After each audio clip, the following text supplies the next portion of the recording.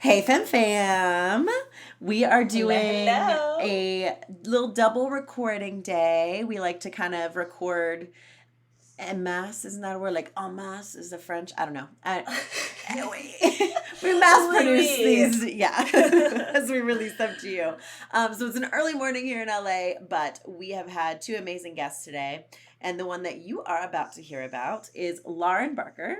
She reached out to us on Instagram, which we love. So if you're a listener and you want to be on the show, please reach out to us. We can't guarantee we can get everybody on the show, but we love hearing from you guys. We love hearing your stories.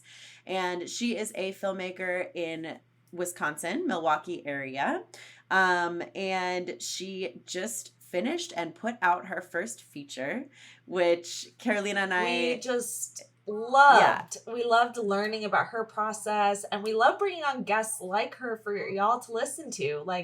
There was just so many great insight because it was so fresh from her perspective, and she was able to get it done. Holla, micro budget. Yes, we're here for it. Anyone else listening on the same page? Yes, we love our micro budgets. not only made it, but finished it and got it out there for people to watch. And And got it she's out making money. there. Like, all the things. Distribution, baby. Then that's what we talk about on the show. So it was really fun for us to kind of, selfishly ask some more questions. But I think that would be really insightful for you guys to just absorb some of this as you're getting your first features made. And please let us know if you have any other follow-up questions. We'll always do our best to give you some more insight Mhm. or bring on more guests. Like, I have a goal still to have a guest on the show to talk about the windowing options and what that even means. I learned that through trying to come up with a distribution plan for our film, and I was like, windowing, what's that? Yeah.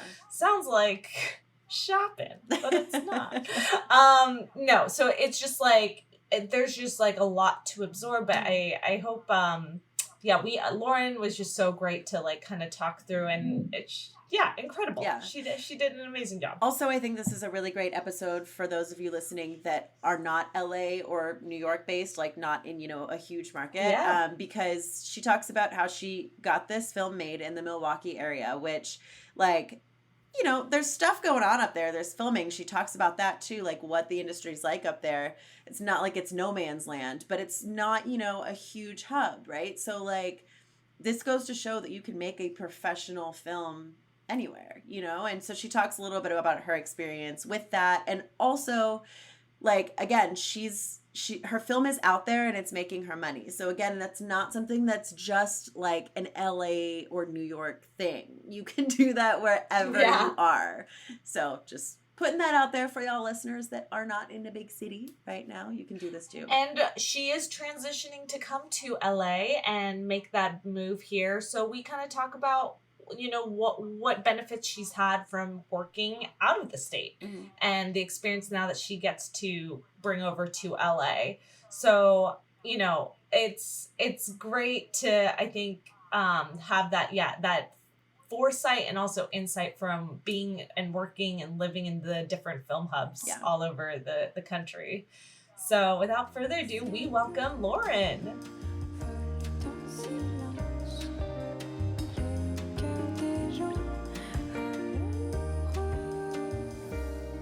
Well, welcome. Thanks for tuning in from Milwaukee area. Are you like right in Yeah. Milwaukee or? Yeah, I used to be. Okay. I'm actually in the process of moving to LA, so I'm Nice. currently in Madison at my dad's house. Okay. Yeah, I'm here for like a month, and then I'll be heading out to LA in July, early July. Amazing. I have Yay! multiple Yeah. actor friends from Wisconsin out here, so Nice. Yeah. you'll fit right in. Yeah, cool.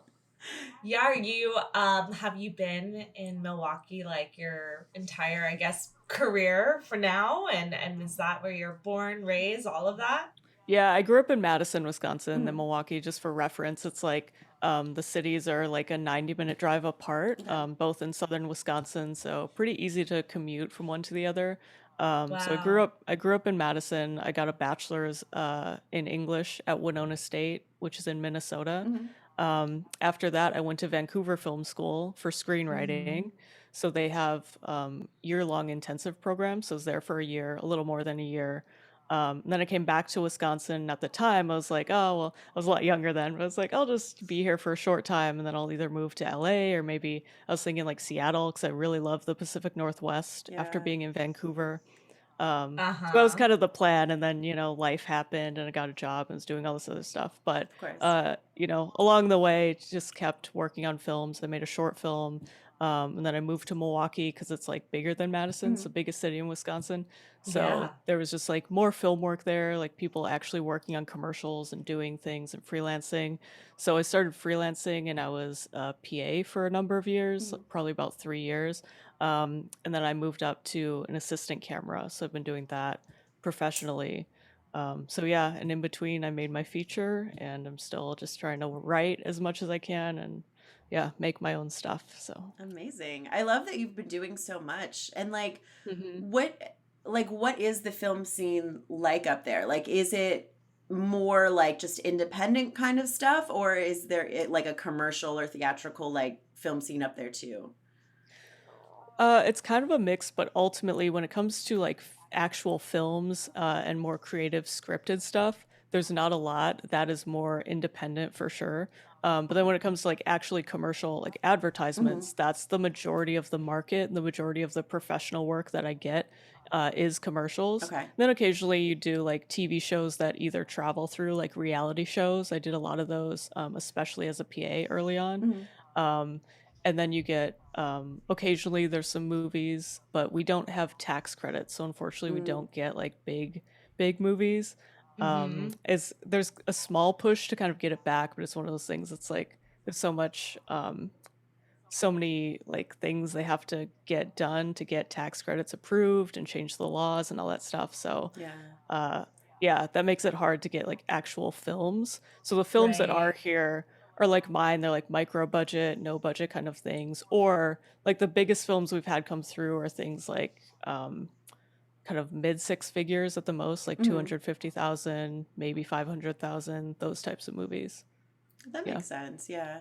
yeah. That's So, really cool to reference as well. Like, we're always so curious when we meet filmmakers not mhm. from LA and how Yeah. they're doing it and making it Yeah. happen. And Yes. something that I think is really great of an opportunity that you've had that is very difficult here in LA, even though Mhm. this is entertainment hub, is Yeah. getting those opportunities to be a PA, an AC, like getting Yes. your groundwork. So now when you come to LA, you already have all that experience and are going to be much more ahead Mhm. than, people who are trying to start here, even though, again, like there is so much, and I'm not discouraging, but Yeah. for people who are thinking about moving to LA, that's a great way. Like, see what's in your town. You're probably going to get more of a chance than coming here first and trying to make it happen. You Yeah. know? Yeah, yeah, I think that's a great point, and that's what I tell people too, because it's like certain family members or certain people, they're just like, oh, it's a lot of competition, it's really hard to make it out there, and I'm like, that's totally true, but there's also so much Yeah. opportunity, and I have that Mm. groundwork, and I know people people who travel and stuff. Like I've met people who are in LA or who have those connections, so yeah, That's I've definitely key. got the groundwork. So Yeah. I mean, yeah, that's the most important part is like to have something to show for yourself, whether that is like things yes, on your resume or the connections, like people anything like hmm that. Because, yeah, like you said, it's like there's so much competition, but there's also so much opportunity. But sometimes it can be yeah, a little bit like catch 22 of like, well, we want a PA that has this many years of experience. Well, how am I hmm going to get the experience if you don't hire me? So yeah, yeah, totally. yeah. Yeah, and I Yeah. think, yeah, Carolina, you brought up a good point too, that it's a lot of people can start where they are. And I know a lot of people who do that or who have done that. And then they move to LA and they can just take off because they already have the connections and the groundwork, like we talked about. Right.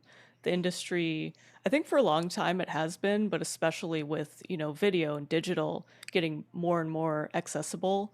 It's Yes. easier to get equipment and things like that for lower prices. So that just means, there's commercial and video and all kinds of work everywhere. Hmm. Absolutely. I mean, I've applied to and kind of loosely done advertising stuff. And like, Yes, video advertising is the number one tool for marketing. Like, if you don't have totally. that, in your business plan or part of like what your company has a budget for, Mm-hmm. which again doesn't have to be, I think, coming from independent film, I'm always trying to Yeah. demystify what they think they need for a budget. I'm like, you don't need this crazy, elaborate Yes. camera, and whatever we can work on this scale. Yeah. And but that it's super important. So even if like, you're trying to be in film, like do some advertising if you can get, again, those skills and tools. So I Right. love that you come from that background, and I do think there's like more opportunities here because every company needs it. They really do. Yeah, Yeah. absolutely. And I think too, I mean, one of the advantages, there's a lot of times where you can definitely get bogged down. It's like really long days, as you know, and it's just so demanding. And Yeah. especially as a PA, it's like you're on your feet constantly. You're just like doing so much work and you're running everywhere, or just like walking, but walking Yeah. around and doing all this stuff. And it's easy to get bogged down and be like, oh, I don't care about this. It's just a commercial. It's not creative, all this stuff. But Right. when I look back over the years, it's like it's the opportunity to have that front row seat to seeing how other directors work and other creatives work. And it's like, how are the producers solving this problem? You can hear this conversation while I'm driving them from the airport or whatever, and they're just like, how are we going to deal with this? This actor is going to be late, or this thing came up. How are we going to reschedule? And I'm just like driving, but I get to hear this conversation of how they're solving it. And it's like all of that is something you can absorb and observe when you're on set. So I think that's been really valuable. Yeah. I love hearing those little like conversations that the like big wigs, I'm putting in air quotes right now, listeners, they have these conversations, and to them it's like they don't feel that it's an important thing to talk about or that other people need to know about or whatever. But then, us as independent filmmakers and creators find what they're talking about so interesting. So it's always fun to overhear those conversations, and like my day job is in catering, and I do a lot of events with, professional filmmakers and stuff. And it's like, I always love when I get to hear those little like insider information kind of things, so. Yeah, definitely. But that's like, that's what you get being on set and getting to help people. And, even as just, again, air quotes, a PA, like you get so much experience and you learn so much about what the other people do on set and what goes into it all. Like, it's just such a valuable thing to do for a little while, at least, Yeah, definitely. I mean, I think, a lot of people, it's like you don't have to do it for a really long time, but to have done it, I think is important. Because I've heard stories from people too, where it's like they're on sets, and I've been on sets too, where it's like, I don't think this director has ever been a PA or a crew member of any kind. Like they're only a director, they're only a producer. And that really keeps you, I mean, even if they're not being a diva or like throwing fits, they just really clearly have no idea what the crew is going through, or they're like, yeah, we'll just do a few more takes and really want to nail this down. And it's like, you're really pushing the schedule. Like every time you do that, you're really pushing the schedule. Like we're going to be here for like 2 more hours after you get to leave, like you get to call wrap and then leave. And we don't. We have to pack equipment and everything, And like, I'm the kind of person that if I'm producing and like you need help wrapping, like I'm there helping you wrap. Like it blows my mind if like the director, producer doesn't like help with that. It just, especially like, I mean like on a really small set, like, totally. It's like, so yes, you can definitely tell when someone's just hasn't done it, doesn't care. And I think that's a really important thing that you bring up, Lauren, to like, try everything at least once. Like every role, so you have it, not every role, but like just get that experience, because yes, like you said, they're really long days. Like I probably couldn't PA for more than I have. And I'm like, I'm good. I'm okay. I've built my producer skills. Like I can do the producing, directing stuff now. But like, still like be a team player. And I think that's really important. Yeah. I wanted to talk about your feature film that you worked on. That. Oh, So a micro budget. We're always championing people who created anything to completion. Yeah, Like, definitely. it's so rare. But then to do a feeture, we're Hmm. working currently on our first feature film. It's a Nice. huge venture. Yeah. Definitely.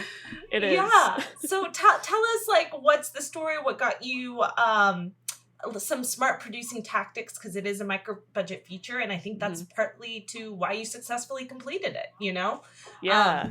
Yeah, so talk to us. So it was a long process, as you mentioned. It can be. It was probably, I mean, like more than 5 years in the making.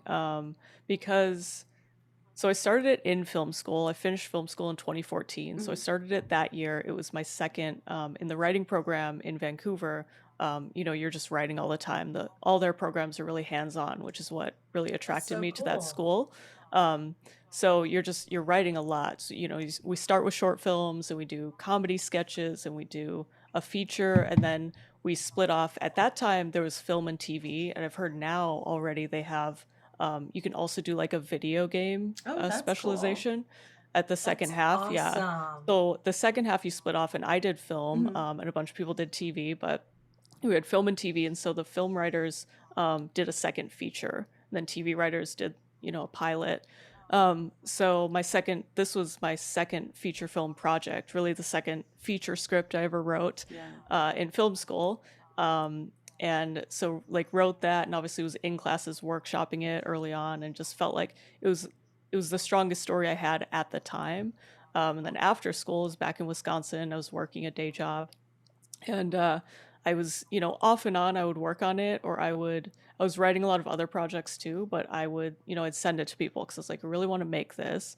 I had made 2 short films, and I was just like, I could make more short films, but I'm just like really impatient and really ambitious to make a feature. We understand Because I knew, that. right. I mean, Absolutely. for me, it was just like, I know that I want to make features, Mhm. primarily. So I just didn't see the point. Like, I saw a bunch of people around me just making short after short after short. And there's nothing wrong with that. You definitely learn from making shorts, and it's a good way to make something with much lower stakes, Mhm. fewer resources, less time. There's a lot of advantages, but I was just like, I know I want to make features, and I have this script, and it's strong. So I want to go forward with it. Yeah. Um, so yeah, I spent a lot of time, I mean, a number of years really revising it. I would send it to some people, be like, "Are you interested in working on this, like as a producer, as whatever?" And a lot of people said no at first, but they gave me some good thoughts on the script, some Mhm. notes, and I was just like, "Okay, like that's a good point." Like I didn't take all of them, but some of them I was like, "Yeah, that makes sense. Yeah. Let's How do I work this in?" So just do revisions. Um, and then, I Mm-hmm. started freelancing too, working on sets. And that was really the key that helped a lot, because I would talk to people there, like local people, not people who were traveling through, but I was working with this one guy, Emery, Mhm. who ended up becoming my cinematographer. Because I was just like, yeah, I mean, we had like some downtime. We were both PAs. And I was like, what do you want to do in the industry? And he's like, I really like, gaffing and lighting, cinematography ultimately. I was like, that's cool. I Yeah. have this feature I want to write and direct, and I have this feature script and stuff. Told him a little about it, and then I sent it to him. He was like, yeah. And after he read it, he's like, yeah, this is really cool. We met up and talked about it. He's like, there's so many like aspects of it that are really interesting to me. There's like fight scenes and like Yeah. stunts and blood, and there's like a wedding dress scene. Like there's all these different parts to it that are really interesting. There's like family drama scenes and stuff like that. Um, so he was interested, and he's like, yeah, I mean, I'd love to DP it. And Mhm. I was obviously a lot younger than too, and inexperienced. And looking back, I think this is kind of funny, but he's like, I mean, I have a reel I can send you, or whatever. I was like, oh, that's cool. You're the DP now. And looking back, I'm like, I should have at least like watched his video.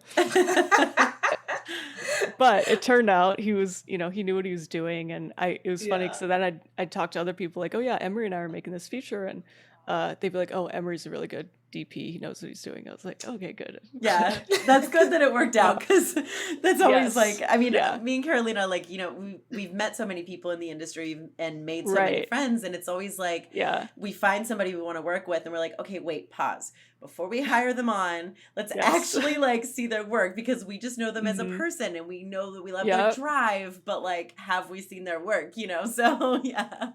Yeah, it's a difference from, you know, once you get that experience, Yeah. because yeah, like I said, I was very impatient to make this and excited, and I was just so excited that someone else was Yeah. interested finally, Mhm. because I'd gotten so many Yeah. no's. So it's like, yeah, of course. And I was, at this time, I was like 25, 26, you know, so Yeah. a lot younger too, less life experience. But yeah, so from there, we got a small crew, and we were like, okay, let's, we wanted to do crowdfunding. Mhm. And we got a small crew together and produced a promo video for the crowdfunding. So we kind of shot some scenes, and he and I were also in the video discussing the story and everything. Yeah. Yeah, so that was, so yeah, we did that, and that was the end of 2017. And then we got the video done and everything and out. We crowdfunded like early 2018. Okay. So then we did our successful crowdfunding. We did Seed and Spark, which, like, it worked out and we made our goal, but Yeah. it was also really stressful. I don't know if you guys have ever done crowdfunding, but it's a lot of Yeah. work. And Yeah. you know, there's all these, I mean, like, my crew members, the people who are already on the project, were like, yeah, we'll help, we'll share it. And then they share it like one time, and I was like, you guys, we really need to be like more on this. You've got to be sending it out to people all the time. You know, Yeah. there's just so much work to it. So I felt like I was kind of alone in that at Mhm. times. But some of my cast did share it a lot, so I don't want to be like, you know, No, I think saying it's they didn't, totally but fair. Yeah. Yeah, like that's and being transparent, like you have to be the one that's on it, and you have to yes, like absolutely. you know, keep reminding people and sharing.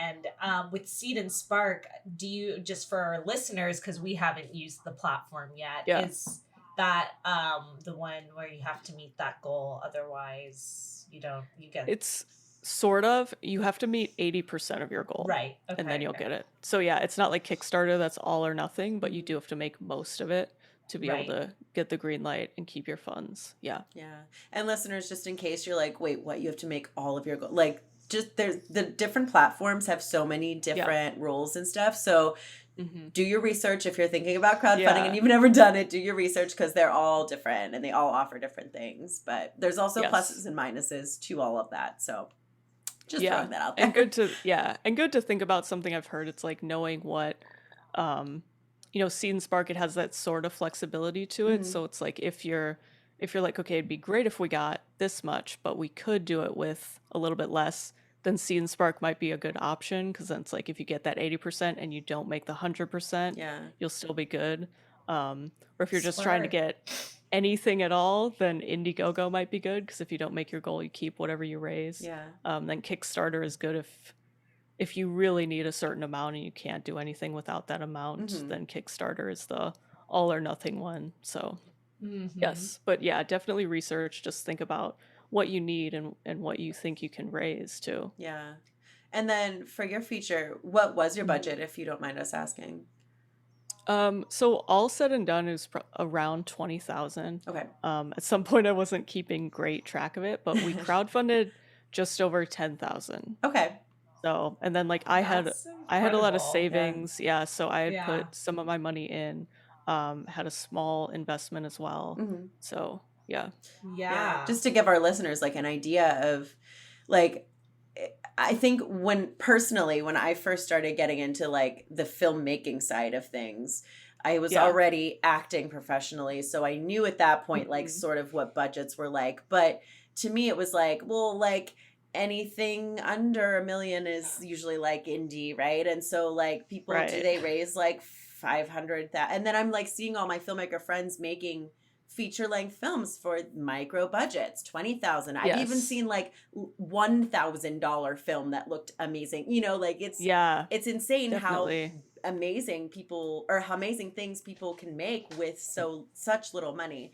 But I think Yeah, for definitely. like before I got into this professionally, and for people that aren't professional filmmakers, like $20,000 regardless, is still a lot of money. So, you know, Yeah. for people to like to kind of get that in their minds, the people that are listening, like what micro budget really can mean. It's kind of a Yeah. range of things, but then to also give our listeners an idea of, okay, so your budget was like 20K and you raised from crowdfunding about 10K and then put in your Yep. money. And because again, it's like Yeah. it's all a mix of things. And you know, if you already have the money to make it just yourself and you don't have to rely on anyone, that's amazing. But Yes. you know, it just depends what you need. Like we're working on our first feature, like we mentioned, and our budget's about 50K. So we had to go a little bit above just crowdfunding, and we're looking for actual donors. We have a fiscal sponsor. Yes. So, I mean, there's just so many ways to get money. But yeah, it's like knowing what you have and what you need, and all of that is important planning before you start asking for money too.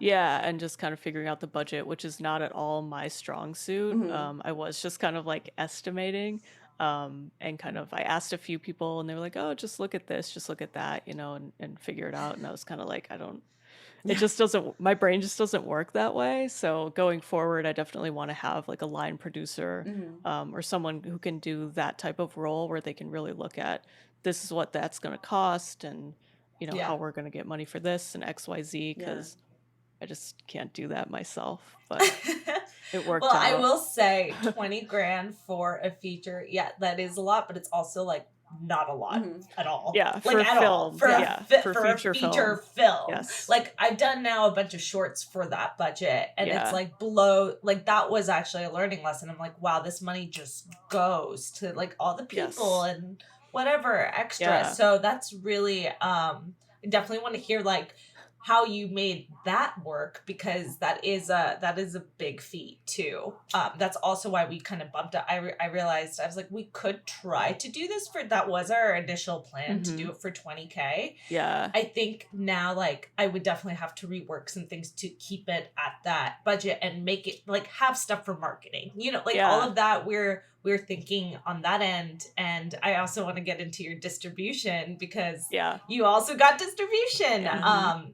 A TVOD, SVOD, what was it? It was it's both. Well, it's TVOD right now, but and it's also a VOD. Nice. Oh, okay. Well, we'll circle back on that. But like how is the film how were you able to like make that 20K budget work? That's really incredible. Hey fam, have you heard us raving about Jambox yet? Because let me tell you, it's such an amazing tool for filmmakers, podcasters, advertisers, and anyone who needs music for their projects. Jambox.io is so versatile. They've got songs and sound effects, organized by artist, genre, mood, and tags. And they're actually affordable. For as little as $9.99 a month for independent creators, $6 a month for students, or $19.99 a song, you can choose whether a subscription-based membership or a la carte pricing works better for you. And they're flexible. For individual creators to commercial to advertising to theatrical release, they've got you covered. Plus, they're constantly growing and evolving, with new songs and playlists all the time and customer service on point. They really do have everything you need. We've been working with them for a while now and couldn't be happier. That's why we have a special coupon code for our listeners. For 10% off your purchase, make sure you enter code FEMME10 at checkout. That's FEMME, F-E-M-M-E 10 at jambox.io, where they connect creators with ridiculously good music and sound effects. Well, ultimately, so like I said, we were starting with that 10,000 from the crowdfunding, and then the main producer that I brought on, I was also a producer, and then my DP was a co-producer. But my main producer, Shannon, kind of came onto the project and was really excited for me, and she really kind of broke it down and figured out like, okay, these are the people that we need to pay to keep them for this month that we need, and how we can like give everyone a little bit of money that's working on it, which we obviously as filmmakers ourselves and freelancers, like that's obviously really important. Because passion doesn't pay your bills, unfortunately. So we figured that out, and there was also like food budget, and she did most of the like shopping and stuff for food, And then equipment and camera, we were pretty lucky because Emery, the cinematographer, was working at a rental house at the time. And so, um, his boss was just like, yeah, I mean, I trust you. You can basically have carte blanche for whatever you want. Yeah. You can rent out stuff that isn't already rented. So yeah, we didn't pay for G&E or lighting at all. That's Wow. amazing. Yeah. Yeah. And then the camera, we knew someone who rented, we got a Sony FS7 rented for $500 for the whole shoot. Nice. Um, and then one of the biggest expenses was lenses. Mhm. We were one of the rental houses, the camera rental house in Milwaukee, North American Camera. I know the owner, and so he was like, "Yeah, I can give you a discount, but it's still." So we were able to rent 3 lenses per week. We shot for 4 weeks. 3 lenses per week for $1,500 total. Okay. Which is pretty good. So Emery would just for look at that long, yeah, like because lenses are I expensive. was gonna say, yeah. For those who don't know, Yeah. lens rentals, buying lenses, like that's one of the more expensive things. Yes. So yeah, but Emery would look at the shot list every week and say, okay, because we could change them out if we wanted to.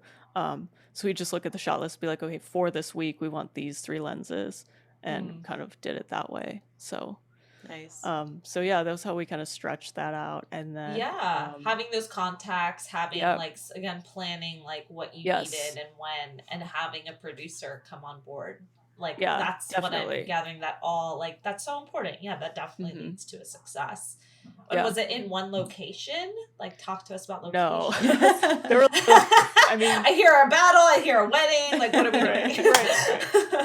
yeah, it's one of those things. I was before this, I was listening to a lot of filmmaking podcasts, like Indie Film Hustle and No Film School at the time had a lot of good advice. Yeah. I was listening to those and some others, and a lot of them, they're saying, great thing to do for first features, do like a 1 location feature so you're not moving and stuff. And this feature is I feel like this story and this feature is very much like goes against a lot of that advice, because there's multiple locations. There's like stunts, there's an ambulance. Yeah, there's like special effects. Like there's a lot of stuff that we had to tango with, but I learned a lot from it. Well, how did you pull it off though? Because like those are the things that add up that make your budget go up. So right. Was it mostly like calling in favors? Like Mostly, yeah, and just kind of figuring it out. But we had the main location was their apartment. So we had a lot of scenes there, and we figured out we were able to rent an apartment, like a monthly rental we found. Yeah, for that's key. We're doing that too. We're trying to position our main events at an apartment. Okay, cool. Yeah, so we started off, that became a slightly unexpected cost, because we started off, we paid I think $700 or $750 for this like one little apartment for a month.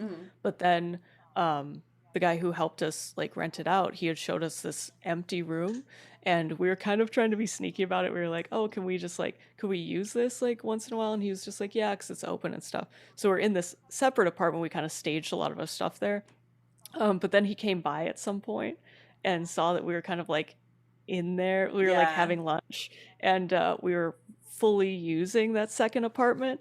And so he's like, okay, I think we have to work something out. So I think we had to pay like $500 to also use that one. Yeah. But it was kind of needed. It was one of those things where we had base a quick camp.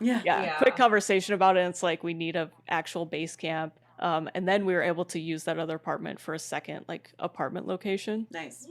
Helpful. Other than that, I think we mostly got our locations for free or very little.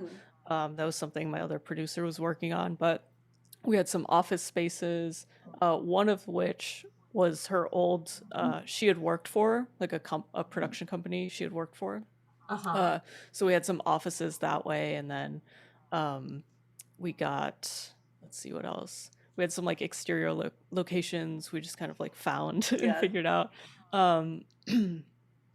Then we also, so there's also some scenes in a flower shop. Okay. So including like some stunts and stuff. Nice. So the big finale. So we were looking at, that was one of the harder things. We were looking at a few different places, and we're trying not to like hide it necessarily. We're also trying not to say like there's this like violent scene and we're breaking breaking fake glass Yeah. in your flower shop. But we won't break any of your stuff. Like, we're trying to Yeah, be yeah, be yeah. honest without like saying all of that Yeah. necessarily. But yeah, we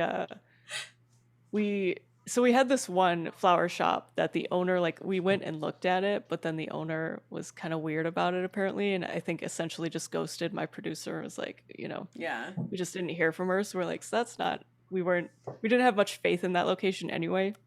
So we ended up, my producer was just calling flower shops, and we found a shop a little bit outside of Milwaukee, and the owner was super excited about it actually, because she knew the story, and she and her husband, I think, were involved in theater Hmm. a little bit, and so they were really excited. And I think she really liked Aw. like the show. Not, this has nothing to do with the movie, but she really liked Little Shop of Horrors, I Yeah. think. Okay. And so she was like really excited. She was like, No, "Oh, that's my right. dream is like to make, yeah, to make a that play Yeah. like in my flower shop or whatever." So I think this movie being a thriller and all this stuff, this is really cool. And so so that was really awesome. We Yeah. got that. And we did 2 overnight shoots there, Okay. including the last of our like main production, um, which was really exciting. But that was probably the most stressful Yeah. night of the shoot. So I can imagine. Yeah. Yeah. We can yeah. imagine. I mean, So yeah, we figured it out with locations, yeah, but it's kind yeah, of that lots of whole different like places. guerrilla filmmaking mentality Yeah. sometimes, where Mhm. like, I mean, I know out here in LA, it's like everywhere you have to get a permit or you have to pay extra to shoot there. Like people capitalize on it being Yes. a film city, right? And Yeah, I've heard that. yeah, Yeah. there's so It's many. a come take all my money and everything Right. I'm worth. But it's like, Yeah, there's for things sure. like if you want to like get an Airbnb for a location, if they find out that you're filming and you don't pay an extra price, they Mhm. might be like, no, we're like blacklisting you or whatever. Like there's just so many little Yeah. things you have to sometimes hide what you're doing or, work Right. around. But yeah, so it's interesting to hear also like that happens outside of LA too, when you have to struggle with that as Yeah. well. A little bit, Yeah. yeah, definitely not to the same extent, because then you get people who are like really excited you're making a movie and they let you use it for free. So Yeah.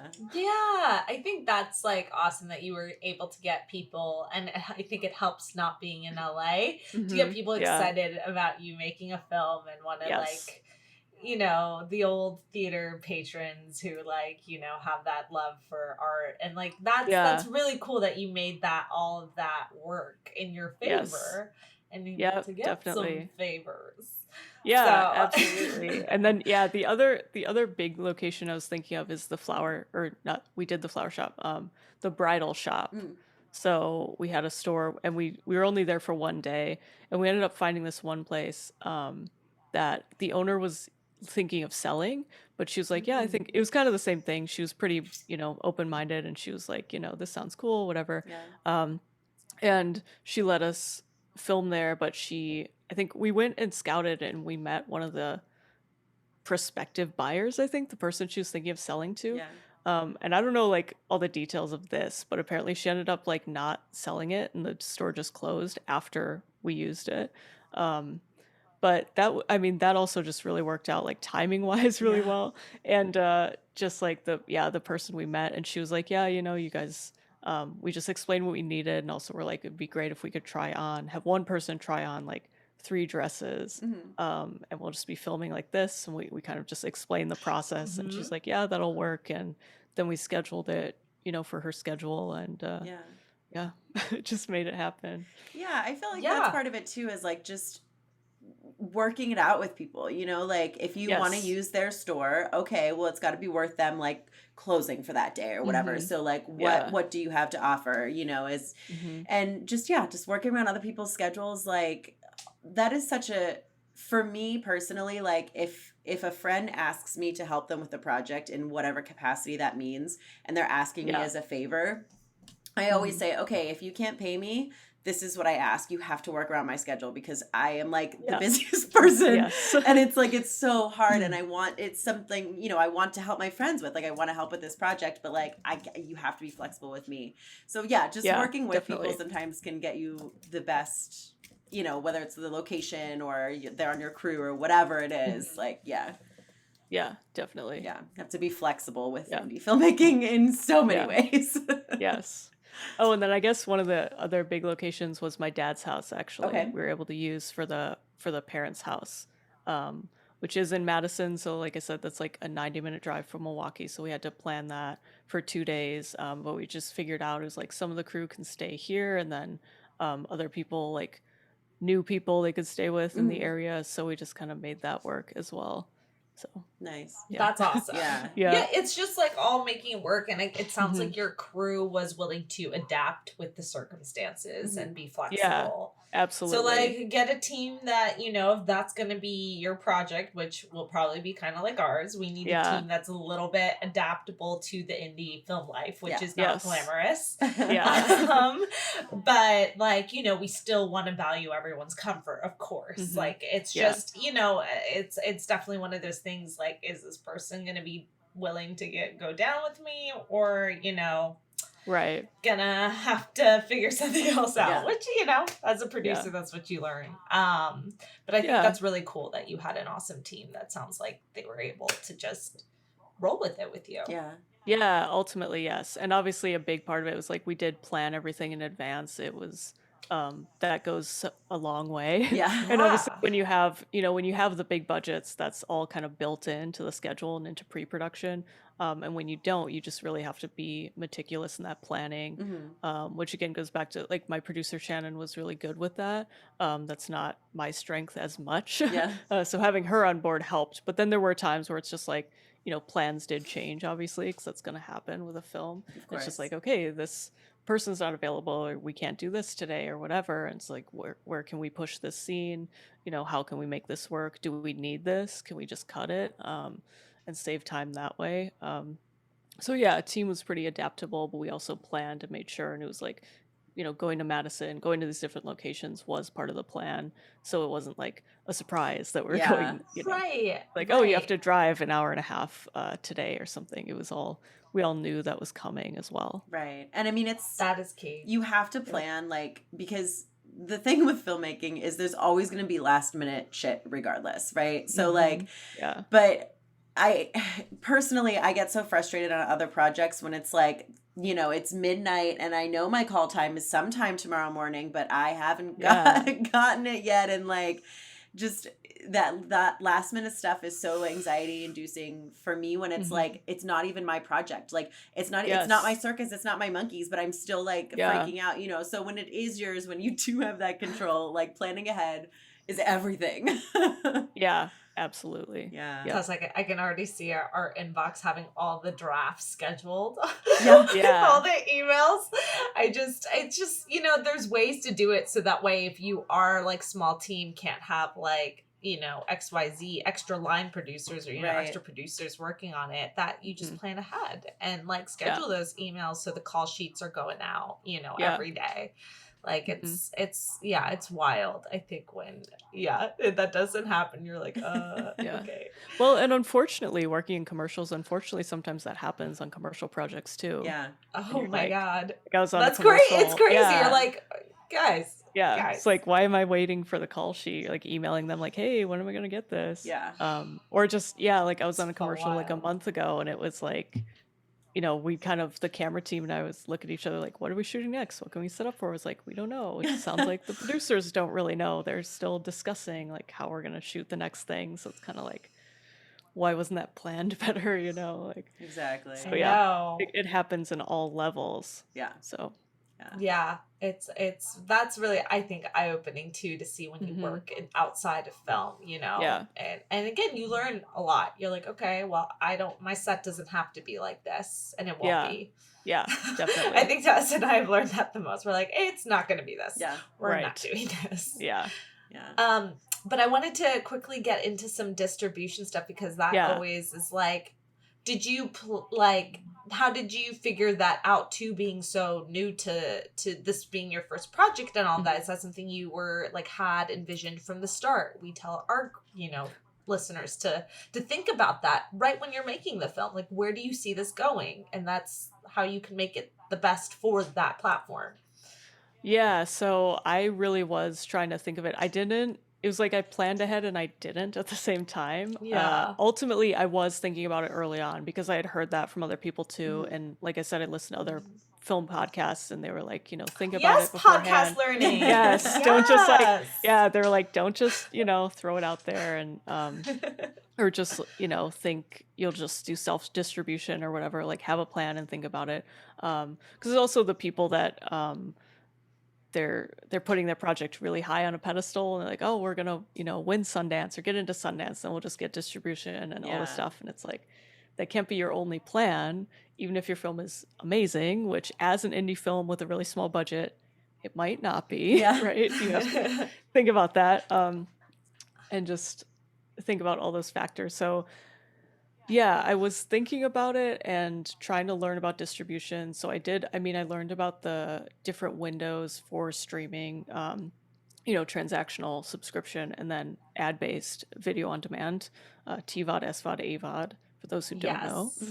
Um, Yes. so those, learning that's like you do TVOD first because you get a percentage of each transaction, you get the most from that, and then subscription is next, you get the second most from that, and then ad-based. Which is like your Netflix, your like Hulu, like there's different Amazon Prime. Yeah.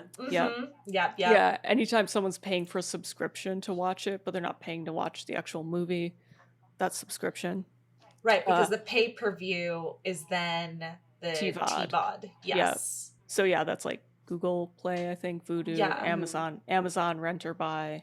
Yeah. Right. And then there's ad-based, which you get paid for ads that play throughout. So that is also Hulu with ads. I was gonna say Hulu is one. And then Tubi is a big one. Tubi TV. Yes, I wanted to talk to you about that because I saw you got distribution there. Yeah. Right. And then like YouTube with ads also counts as that. Yeah. Yes, which we forget sometimes. Like YouTube is definitely a good recourse there. Yeah. Believe it or not. Yeah. If they're showing ads, you're making money. So yeah, I learned about those windows and I knew that, there's pros and cons to self-distributing. Like Amazon still has the direct to video, so you could just yourself submit to Amazon as long as you meet their requirements. They'll put your movie up. And a lot of people do that and that works because it's like you get all the revenue, but you have like you're the only one promoting it and putting it out there. Yeah. So it's like, what, how far can you go with that? Like, that's one of the downsides. And then there's small distributors. So I was looking at that at the time, because this was 4 years ago. I was looking at Distribber, which then shut down. I was also looking at this platform or this company called Tugg, Tugg, which also shut down before I got out. But that was a way to do like theatrical distribution. So basically they had this model where you would set up like a theatrical screening in a certain city. So like for me, it's like maybe do Milwaukee first, anywhere where you think you have an audience. And as long as you sell a certain amount of tickets, the screening will happen. But then, no one's put up any money. So if you only sell like 5 tickets, or if you don't meet that threshold, the screening won't happen. And then you haven't lost money and Tugg hasn't lost money. So it kind of worked that way. So you could set up a bunch of screenings, like throughout the country, throughout the US, and do it that way and like make money and have theatrical screenings. But yeah, sadly they don't exist anymore either.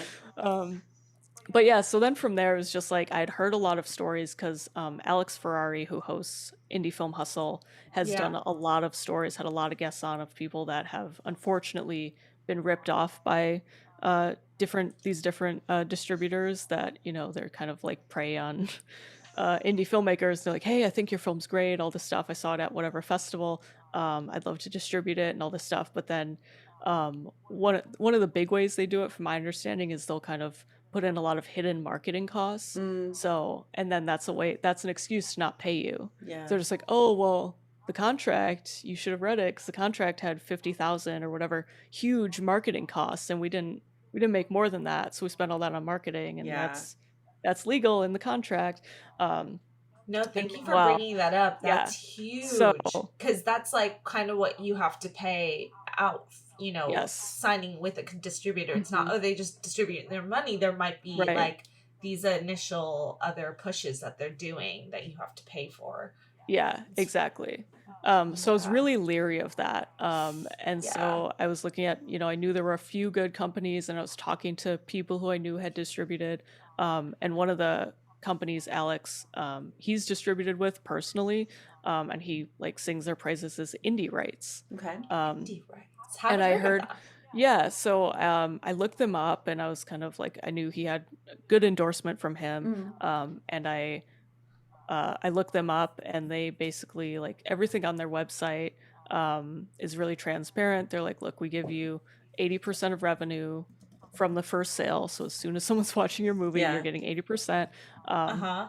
no matter what. And it's a 3-year contract that can automatically renew, but it's not like a lot of companies also have a really long contract. So if you get stuck in a bad one, Mm. you're there for like 10, 15 years, you can't get out of it. Yeah. So that's another thing to look at. But yeah, I Yeah. liked that they had a short contract. And then I reached out to a guest that Alex had on his Uh-huh. podcast, another filmmaker, and I was like, hey, like, saw your film, really, like I watched his film. I was like, hey, I like this about your film. And then also was like, I saw that you went with indie rights. I've heard good things about them. What do you like about them? Are there any downsides? All this stuff, and he sent me back and kind of said the same thing. He's like, there's a couple like little their communication, um, things like that Mm. aren't like perfect, but ultimately it's like 80% of revenue, all this stuff. They always pay on time. They give you detailed reports of who's watching your film Oh, nice. throughout the world, That's and awesome. the platforms. Yeah. Because my film's like so new, I haven't gotten one of those yet, but I'm looking forward to that because I Yeah. think that'll be really interesting. So yeah, he kind of corroborated like everything that they say on their website, and I was like, I think this is enough information to make a good decision. I feel good about this. So yeah, I decided to go with Indie Rights, and they have connections with most of the major platforms. Um, so yeah, I filled out they have a form on their website you fill out first and kind of send them your film and all the Okay. information about it and what you're interested in. If you want, you can do a theatrical release with them. You can also do a DVD and Blu-ray release with them, um, which I was thinking about doing DVD, but my team, like, we didn't have enough resources to create those files Mm. in time. So we were just like, you know what, we'll just do streaming, and then we're able to have that accepted from our contract. So Yeah. I can make my own DVDs, which I'm planning to do later this year. But yeah, so now we started out just on Amazon, rent or buy. Mm. We're still on there, and then we've expanded now to Google Play and Tubi, and then I think it's on YouTube as well with ads. Very So nice. yeah, That's amazing. lots of places to watch. Yeah. Through And this is all through indie Yep. So rights. once I got accepted through them, I just sent the deliverables. They give you a list of all the things you need to send, which is like promotional photos and stills, and like the film with their production company logo at the front, Mm. the trailer, all that stuff. I was just gonna ask you, Yeah. like, yeah, did they give you kind of like that checklist, Yes. or were there a few things that you needed to make sure that were perfectly ready to pitch to them, like your film poster and Hmm. those kind of materials, like have your trailer season, or do they kind of help you with that? You kind of come you want to be as prepared as possible. I'm not saying Yeah. don't, but like I'm just curious, like, did they help finalize any more of those materials, and what did you present to them? So to submit, like to be considered for Yeah. them, you don't need to have any of that ready. You just need to have, the film, like the full film and stuff. Okay. Yeah. So I sent that, and they ask you also like what festivals you were in, if it won awards, like that kind of thing. You can, Okay. and like Okay. actors, they ask you about all that information. So you just need to know about your film, which like you should have on hand, Yeah. having already made it. It's nothing like difficult or anything you'll have to dig through just to submit. And then once they accept you, they're like, yeah, we want to distribute your film.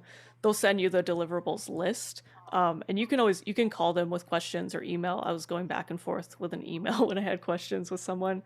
Um, but they lay it out really specifically, and they're like, if you want Okay. to do DVDs, these are the files you need and the sizes and all that stuff. And like, Mhm. Okay. these are the specific pictures you need and the files and the sizes and how to label them, everything they tell Yeah. you, really exactly what you need. You also need to do subtitles and captions. which you can do. It's basically like two files of the same thing Mhm. if it's in English. They do distribute other language films as well, but then you have to have the captions of the original language and subtitles in English. Yeah. So keep Okay. that in mind. Yeah, there's Yeah. like post-production Mhm. companies that help with that. And I'm wondering, did you just figure out how to do some of that on your own, or did you go outside to have like another company help?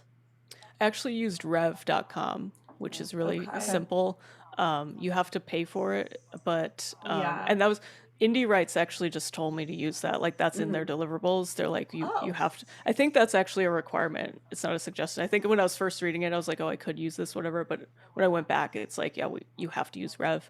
But they're really accurate, and so depending on how long your movie is the cost. But for me, our movie I think is like 87 minutes, so it Mhm. was $108. Oh, that's not bad at all. So Okay. oh my God. Yeah, right, because Yeah. that's something yeah, I'm learning about more. I I interview with a lot of companies here in LA. yeah, And one of them yeah, is higher up, and they're like industry leaders in hmm the QCing of yeah, of films and TV shows for subtitles and all of that. And I'm like, this is actually what, if we want to successfully distribute onto any platform, we're gonna have to go through that. And yep, yeah, I'm curious. I was like, how much does that actually cost? Because we need to yeah, budget that then. Yeah. Like, yeah, totally. as you know, and I mean, I'm sure like the Netflixes and all of that, they have their own systems or again hmm own processes, but it's good Yeah, to know like on this scale what it could be. So Yeah. no, thank you for sharing that. It's like yeah.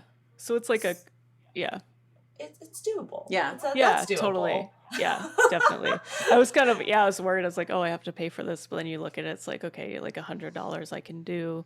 Yeah. At this point, I wasn't. I was just doing stuff out of pocket. But Mhm. that was like the biggest cost for distribution. Then it's just kind of like a matter of being like, okay, my editor can do like add their production logo and get that Right. set, and then my producer helped with the images and getting those in the right like formats, and Mhm. then my composer did the music cue sheet because you need to have music cues. Um, and Oh my some of this, gosh. a lot of this is stuff that they told me, they require it because some of the streaming platforms require it. That's So the it's like thing. they Yeah, need to have exactly. they need to have things ready for all these different platforms. Yeah. So That makes that's sense. Yeah. why, yeah. Because And there's you also still a did, standard that, yeah, the Apple TV, who like they all have yep, a standard that they want their viewers to enjoy the product. exactly, yeah, So that's exactly. why that's QC, quality control, for hmm our listeners, and that's why it's important to keep that in mind as part of your Yeah, post production journey. Yeah. yeah, definitely. Yeah. Just think about it. Yeah. Yeah. Yeah, don't and that's the thing, you didn't like, again, we're all just kind of, I love bringing on guests like such as yourself, where you kind hmm of just had to figure it out because it's still Yeah, such a large learning curve. And so for our listeners who are totally. like, oh my God, now what is that, what do I have to do, it's like, it's okay, like we don't even really fully grasp it ourselves, and we're gonna Yeah, just like get through it. So but it's just, again, the more you know, the better you're yeah, prepared for, so you're not like, what, they yeah. need this. Right. Yeah.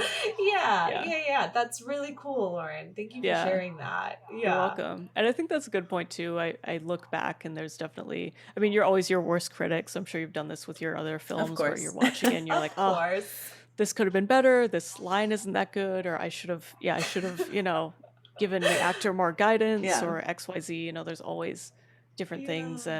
And some of them are rookie mistakes and some of them are just like, yeah, ultimately it's just things you have to learn. So I've definitely shifted my thinking, which is still a process, but mostly I've shifted into like, okay, I did the best I could at the time, Mhm. and it's still like I still worked out really well, and I have to look at what did go well and Yeah. focus on the parts of the movie that I really like, and also just the success I've had. It's like I got it all the way through post production and through Distribution. Yeah. distribution. Like now people can watch it and I'm making money from that. So that's no small Let's give feat. him a And I round of think, snaps. yeah, That's thank you. amazing. Yeah. Yeah, No, so I you're right. think, You should yeah, celebrate that. And yes, no, like again, like Tess and I, whenever anyone sends us anything, Mhm. and like no matter what budget, we're always just like, oh, this is amazing because you actually yeah, did it, and we know how yeah, hard it is, Yeah. and everyone, is just trying to, especially like, again, our community where it's typically our first few projects that are being yeah, shared and stuff, and so it's like doesn't need to be like an Oscar worthy, the level right. of a masterpiece. Like we're Yes. going to be making our masterpieces. This is just part of Yeah. The process. the Yeah. process. Yeah, and it's definitely part of the process. And another thing I focus on is just the fact that like I needed to do this so that I can do the next one better. Yes. And I couldn't have That's made what it a is, better babe. I couldn't have made it better the first time. Like you have to do it the first time. Yeah. And you're gonna make mistakes through that. And same with your first short films and the first Oh yeah. first anything you're doing, and you just go back and that when you're disappointed in something, that's also a sign that you want to get better. Yeah. And you want to keep, so it's like the next one will be better because you I have that love drive. that. So yeah, Yeah. that's what I focus on now. Yeah, that's a perfect mindset to have Aw. about it. Yeah. Mm-hmm.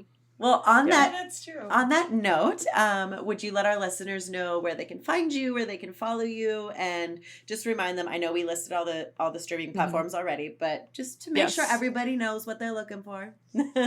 Yeah, so my movie is called Cohabitation, and you can find it on Amazon, Google Play, Tubi, and YouTube currently to watch. And then you can follow the film on Instagram and Twitter and Facebook. Instagram, it's at Cohabitation Film. Twitter and Facebook, it's at Cohabitation18, so Cohabitation18. Okay. And then my personal Instagram is at L Barker Film. Amazing. So, yeah. Thanks for listening to Femme Regard Podcast. If you like what you hear, tune in every Friday for more tips on the filmmaking business and insightful conversations with industry professionals. We can only grow with your support, so please subscribe, share, rate, and review. You can also join the Femme Fam on Patreon. For more on us, check us out at femregard.com.